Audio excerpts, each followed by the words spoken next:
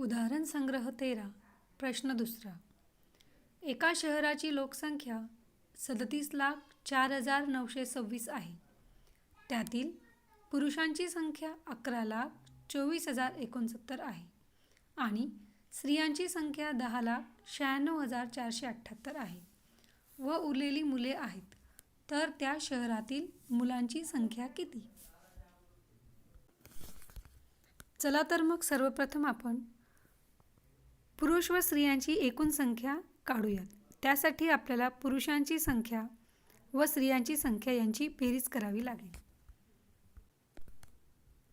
पुरुषांची संख्या आहे 11,24,069 आणि स्त्रियांची संख्या आहे 10,96,478.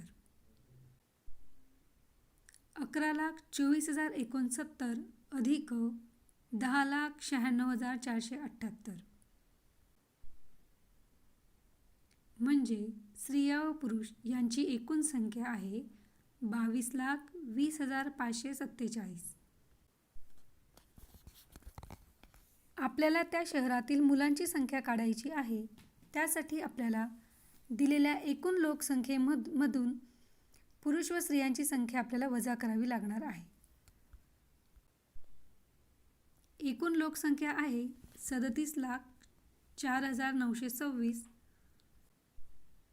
व स्त्रिया व पुरुष यांची एकूण संख्या आहे 22,20,547. आपल्याला 37,04,926 मधून 22,20,547 वजा करायचे आहेत. उत्तर आले 14,84,379. ही झाली आपली एकूण मुलांची संख्या. म्हणजे त्या शहरातील मुलांची संख्या 14,84,379 असेल.